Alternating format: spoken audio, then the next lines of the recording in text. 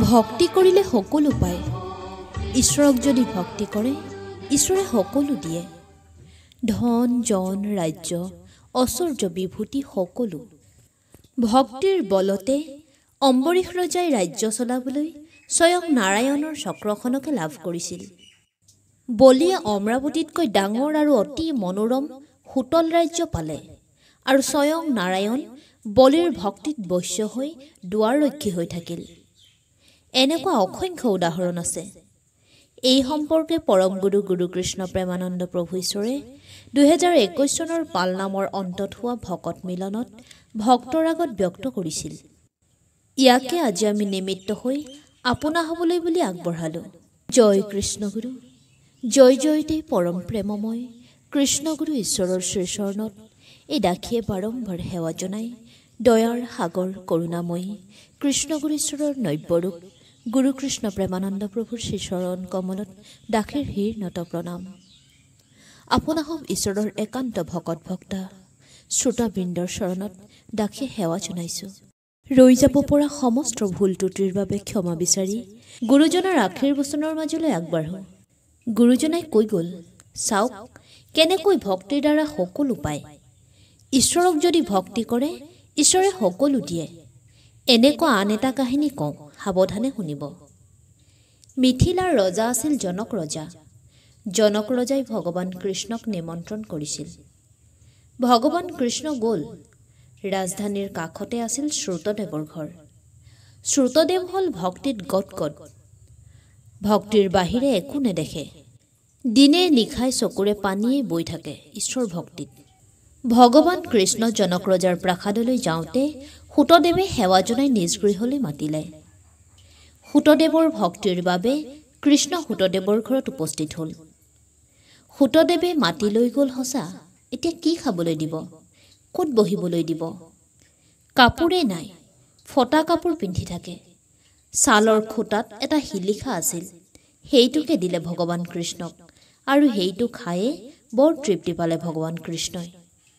চাওক, ভক্তিতহে ঈশ্বৰ। যিয়ে ভক্তি কৰে তাৰহে ঈশ্বৰ। সুদামা কেনেকুৱা আছিল? আপোনালোকে সুদামাৰ কথা জানে? সুদামাই ভিক্ষা কৰি কৃষ্ণক দিবলৈ লৈ গৈছিল। কৃষ্ণৰ ওচৰত যেতিয়া লৈ গৈছে ভিক্ষা খুজি, কৃষ্ণক দেখি তেওঁ সকলো পাহৰি গ'ল। তেওঁ যে কিবা নিছে সেয়াও পাহৰি গ'ল। শেষত কৃষ্ণইহে সুধিলে, তুমি মোৰ কাৰণে কিবা আনিছিলা নেকি? তেতিয়াহে সুদামাই সেইখিনি দিলে। কেনেকুৱা আছিল ভক্তি? ভক্তিহে শ্ৰেষ্ঠ। সেইকাৰণে কৈছে, কি কৰিলি ভকতি নকৰি, অন্তকে পাই মাত্ৰ ৰক্ষা কৰে হৰি। গতিকে ভক্তিৰ বাহিৰে একো নাই। সকলোকে ভক্তিহে ৰাখে। ভক্তিত বাহিৰে দ্বিতীয় বস্তু নাই। আৰু ভক্তিতহে ঈশ্বৰ বশ্য হয়। গতিকে ভক্তিহে কৰা সকলোৱে। আমাৰ ভকতসকলক কিয় কৈছোঁ? আমি সকলোৱে ভক্তি ধৰি ৰাখিব লাগিব। ধৰ্মটো ভকতসকলে ধৰি ৰাখিব লাগিবনে নাই? প্ৰভু আইসকল, সকলোৱে ধৰ্মটো ৰক্ষা কৰিব লাগিব। ভক্তিহে কেৱলম বুলি কৈছে। ভক্তিৰ বাহিৰে একোৱেই নাই। ভক্তিতহে ঈশ্বৰ বশ্য হয়। প্ৰত্যেক যুগে যুগে এনে হৈ আছে। নাৰায়ণৰ পৰা চিন্তা কৰক। সত্যত আছিল নাৰায়ণ। মানুহে ভাবে সত্য ক'ত? সত্যত কোনেও মিছা কথা কোৱা নাছিল। ত্ৰেতাৰ পৰা মিছা আহিল, দাপৰত বাঢ়িল, ঘোৰ কলিত গোটেই জগত মিছাৰে ভৰি পৰিল। এশটাৰ এশটাই মিছা কথা কয়। কিন্তু প্ৰভু ঈশ্বৰক মিছা ক'লেহে বৰ দিগদাৰ। তেনেকুৱাও পাইছোঁ। আমি মিছাৰ ফলো পাইছোঁ লগে লগে। কৰ্মফলটো থাকিবই। কৰ্মফল কাৰো এৰণ নাযায়। গতিকে আপোনালোকে ধৰ্মটোৰ ওপৰত খুব গুৰুত্ব দিয়ক, প্ৰত্যেকজন ভকতে। আজি আমাৰ ধৰ্ম অসমতে নহয়, আমাৰ ধৰ্ম আন্তঃৰাষ্ট্ৰীয় বুলি সকলোৱে কয়। আমেৰিকা পৰ্যন্ত, লণ্ডন পৰ্যন্ত আমাৰ ধৰ্ম গৈছে। আমাৰ অসমৰ মানুহবিলাক অলপ কেঁকুৰা, ক'লে বেয়া শুনি। অহৰণীয়া মানুহো আছে, ক'লে বেয়া পাব। শংকৰদেৱ গুৰুজনা ক'ৰ আছিল? শংকৰদেৱ গুৰুজনাৰ ধৰ্মটোকে ভালকৈ ৰাখিব পৰা নাই। শংকৰদেৱ গুৰুজনাৰ ধৰ্মটোৱে ভালকৈ ৰাখক। শংকৰদেৱ গুৰুজনাৰ জন্ম হ'ল ইয়াতে, নগাঁও বৰদুৱাৰ আলিপুখুৰীত। বৰপেটাতো সত্ৰ হৈছে, কিন্তু বৰপেটাত নহয়, চেঙাতহে হ'লে হয়। চেঙাত যেতিয়া শংকৰ গুৰুজনা সোমালে তেতিয়া শংকৰদেৱ গুৰুজনাই কৈছিল, জাহা জাহা পানী তাহা তাহা মাছ। তেতিয়া তাৰে মানুহে ক'লে, নাৰিকলৰ পানীত মাছ আছেনে দেখাব লাগিব। এতিয়া কি কৰে? ঈশ্বৰৰ ইচ্ছা। শংকৰদেৱ গুৰুজনাই ক'লে, ঠিক আছে, ডাব এটাকে পাৰি আনা। তাৰপিছত ডাব এটা আনি এক ঘাপ মৰাৰ পিছতে পানীৰ লগতে এটা দৰিকণা মাছ ওলাল। গুৰুৰ মহিমা চাওক, ঠাইতে দেখাই দিলে। তথাপি গুৰুজনাই বোলে, বাপৰে, ইয়াত ধৰ্ম প্ৰচাৰ কৰিব নোৱাৰা। তাৰপিছত তেওঁ বৰপেটালৈ গ'ল।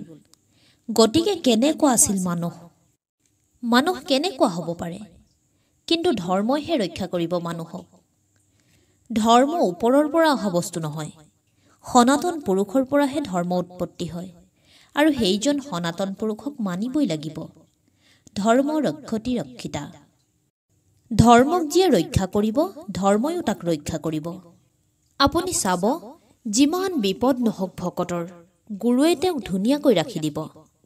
মুখেৰে কৈও থাকে, বাপৰে, আজি কৃষ্ণগুৰু ঈশ্বৰেহে ৰাখিলে। ঈশ্বৰে তোমাৰ কাৰণে ঈশ্বৰ। যাক তুমি সদায় দিনে ৰাতিয়ে ভজনা কৰি আছা, সেইজনেই তোমাক ৰক্ষা কৰিছে। বহুতে গম নাপাই ভাবে, বাপৰে, আজি কিবাকে বাচিছো দে। আচলতে ঈশ্বৰেহে তোমাক বচাইছে, কাৰণ জন্ম মৃত্যু তেওঁৰ হাততহে। ঈশ্বৰৰ হাতত নহয়নে জন্ম মৃত্যু? সকলো তেওঁৰ হাততহে। তেওঁহে সময়ত আমাক নিব, সময়ত আমাক এনেও নিব ঈশ্বৰে।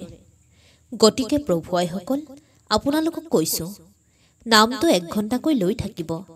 সকলোৱে লৈ আছে নহয়, ৰাতিপুৱা নাম লৈ থাকিব। নাম ল'লেহে অন্ততঃ ঈশ্বৰৰ কৃপাটো মিলিব। জয় কৃষ্ণ।